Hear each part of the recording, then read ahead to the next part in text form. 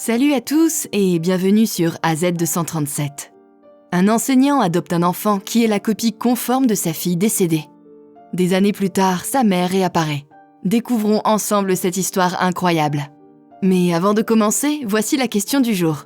Monsieur et Madame Dupont ont 6 fils. Ils ont tous une sœur. Combien y a-t-il de personnes dans cette famille?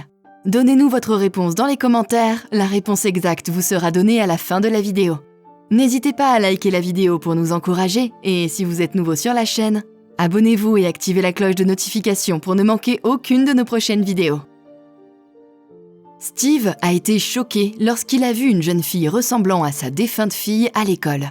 Il était loin de se douter que sa mère se présenterait sur le pas de sa porte quelques jours plus tard. Le professeur Palmer aurait dû être en classe il y a 10 minutes. Les enfants tapaient du pied avec agitation sous leur table. Ils étaient tous prêts pour le cours. Leurs cahiers de dessin sont déjà ouverts sur une nouvelle page vierge. Leur tout nouveau paquet de crayons de couleur pastel à l'huile était aligné d'un côté et chaque crayon avait été parfaitement taillé de l'autre. Les enfants étaient tous assis, les mains croisées, souriant à leurs meilleurs amis de l'autre côté de la salle de classe, essayant de cacher leur excitation. Aujourd'hui, c'était le premier cours d'art de l'année et ils étaient impatients de découvrir ce que leur professeur préféré, Palmer, allait leur apprendre. Mais où est Monsieur Palmer ? Pendant ce temps, le cher Monsieur Palmer était dans la salle des professeurs, assis à l'écart de la nuée de professeurs joyeusement bavards. Ce n'est pas qu'il voulait être seul, mais ces 2 dernières années lui avaient fait vivre la solitude. Il s'est assis à son bureau, repensant au jour où il a perdu sa capacité à ressentir de la joie. Il pouvait encore sentir les cheveux de sa femme, Sonia, quand elle dormait à côté de lui. Il pouvait voir les motifs de la lumière du soleil glisser à travers les rideaux et se répandre sur les murs. Il sentait l'odeur du café et le bol de fraises fraîchement coupées dont sa fille Mindy se régalait. Il pouvait encore sentir la douceur du dernier baiser de Sonia et Mindy. Il pouvait entendre la porte se refermer alors qu'elles partaient pour l'école et le travail en chantant leur chanson préférée. Monsieur Palmer, ou Steve pour ses collègues, auraient donné n'importe quoi pour voir leur visage et entendre à nouveau leur chant ridicule. Il se serait tourné vers n'importe quel dieu pour empêcher l'accident de voiture mortel de ce matin-là. Mais surtout, il aurait donné n'importe quoi pour revoir le visage souriant de sa petite fille de 8 ans, Mindy. « Allô ?» La voix d'une petite fille l'a fait revenir au présent. Elle lui fait signe de l'extérieur de la salle des professeurs, et Steve a revu en elle le sourire de sa fille. « Monsieur Palmer ?» Steve avait les yeux fixés sur elle, trop déconcentré pour répondre. « Monsieur Palmer, bonjour. Je suis Maggie Boone de la classe 3A. C'est le cours d'art maintenant, vous ne venez pas ?» Regardant l'enseignant qui l'a dévisagée pour essayer de la reconnaître, Maggie a répondu « Oh, je suis la nouvelle élève, Monsieur Palmer. Ma nouvelle famille d'accueil m'a finalement permis de rejoindre l'école. Aujourd'hui, c'est mon premier jour. » Steve réalisa qu'il n'avait pas souri ni répondu à l'enfant pendant tout ce temps. « Ah, bonjour, Mindy ? Non, c'est Maggie. Bonjour Maggie, bienvenue à l'école. Bien sûr, laisse-moi prendre mes livres et je te suis. » Alors que Steve marchait derrière la petite fille qui sautillait joyeusement, il se demandait s'il rêvait. La ressemblance de la fillette avec sa défunte fille était troublante. Mais son nom, Maggie, était certainement pour lui le plus grand choc. Maggie, c'est le nom d'une autre fille que Steve a perdue 10 ans plus tôt. Mindy et Maggie sont les prénoms que Steve et Sonia avaient choisis lorsque cette dernière était enceinte de jumelles. Mais le destin a voulu que Mindy naisse vivante et en pleine forme, tandis que Maggie n'avait pas survécu. Et même si le couple ne s'est jamais vraiment remis de la perte de Maggie, ils ont transformé toute cette peine en amour et ont comblé Mindy. Même le matin du jour de l'accident de Sonia et Mindy, Sonia a pensé à son enfant perdu. Maggie aurait été une si belle petite fille, n'est-ce pas? Steve, lui, ne pouvait s'empêcher de penser à la petite fille qu'il venait de rencontrer. À bien des égards, elle était comme Mindy, et pourtant elle ressemblait aussi à la fille qu'il n'a jamais pu avoir. Naturellement, Steve et Maggie sont devenus proches au cours des semaines suivantes. Steve a découvert que Maggie n'avait jamais su ce qu'était un vrai foyer. Elle avait été placée dans des familles d'accueil d'aussi loin dont elle pouvait se souvenir. « Ils ne sont pas vraiment comme papa et maman. Je n'ai jamais appelé personne comme ça. » « Et tes parents biologiques ?» demanda Steve de manière impulsive et s'est immédiatement mordu la langue. « On m'a dit que maman était adorable mais très pauvre. Elle a dû me laisser partir parce qu'elle ne pouvait pas m'acheter de la nourriture et des vêtements. Et je ne sais rien de mon père. Et peut-être même que je n'en ai pas du tout, » a dit Maggie en se couvrant le visage et en sanglotant.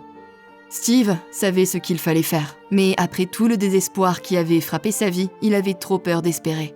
S'attendant au pire, il s'est renseigné avec désinvolture sur la possibilité d'adopter l'enfant. Son avocat lui a dit que cela prendrait quelques semaines tout au plus. Pourtant, il restait une chose à faire.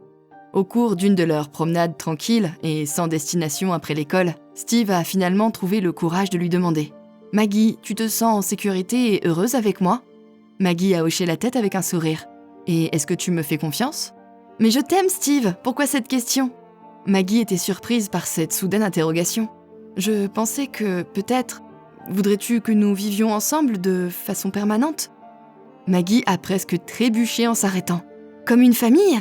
Comme une famille !» Steve la regarde fixement, prêt à accepter sa réponse, quelle qu'elle soit. Maggie a jeté ses petits bras autour de lui et a dit « Oui, j'adorerais ça, papa !» Steve a fondu en larmes dans la chaleur de cette étreinte qui lui était familière.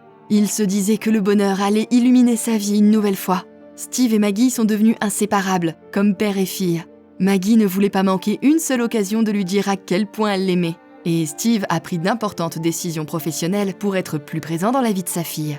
3 ans ont passé, et par un dimanche après-midi venteux, alors que Maggie faisait la sieste, leur heureuse maison a reçu une visite inattendue. Steve a ouvert la porte, et s'est demandé à nouveau s'il rêvait. Sonia ? C'était comme si sa femme était rentrée du travail par un jour ordinaire. Les mêmes cheveux dorés, les mêmes yeux fatigués et le même sourire subtil. Comment était-ce possible ? « Salut Steve, je suis Sarah. Je suis la maman de Maggie. » Comment sait-elle mon nom ? Encore étourdi par la ressemblance étrange de la femme, Steve l'a invitée à entrer. « Je suis désolée, c'est bizarre. Vous ressemblez beaucoup à ma défunte épouse. »« Steve, il y a quelque chose que Sonia vous a caché. Je suis sa sœur jumelle. » Non, Sonia était fille unique, elle me l'aurait dit. Elle ne l'a pas fait et elle avait ses raisons. J'ai fait une chose terrible. Nous avons grandi dans un foyer abusif. Nous avons passé notre enfance à nous soutenir mutuellement, à panser les blessures l'une de l'autre et à nous aider à traverser les périodes sombres. Mais un jour, quand j'avais 17 ans, je me suis enfuie de la maison. Je ne lui ai rien dit de ce que j'avais prévu. Cela m'a paru libérateur pendant un moment, mais je savais que je l'avais laissée seule avec nos parents violents. Elle ne me l'a jamais pardonné. J'ai essayé de la retrouver et je lui ai tendu la main plusieurs fois au fil des ans, mais elle n'a jamais répondu.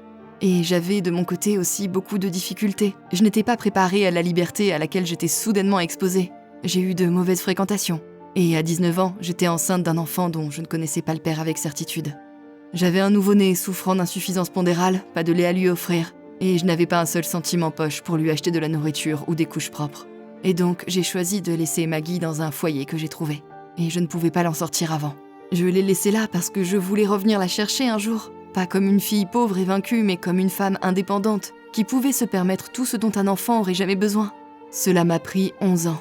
Et maintenant, je suis là, incapable de reprendre mon bébé. Non pas parce que je ne le veux pas, mais parce que je doute de mériter son amour plus que vous. Vous êtes sa mère. Vous êtes revenue pour elle. Vous vous êtes construite pour elle, n'est-ce pas ? A demandé Steve à Sarah.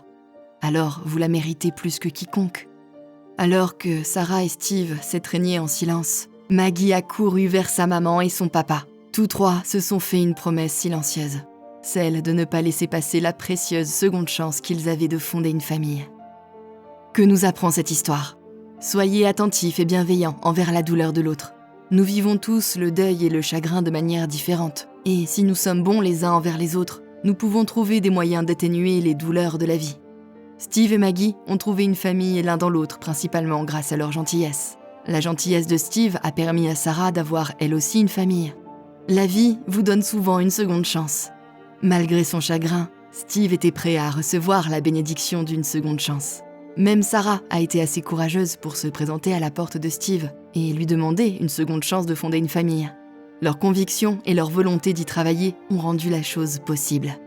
Quelle est votre opinion au sujet de cette histoire ? Dites-le nous dans les commentaires. Et maintenant, la réponse à la question du jour. 9 personnes, car chaque fils a la même sœur. Bravo à tous ceux qui avaient trouvé la bonne réponse. Nous voici arrivés au terme de cette vidéo. Merci de l'avoir regardée jusqu'à la fin. Surtout n'oubliez pas de la liker et de la partager autour de vous. Et à très bientôt sur AZ237.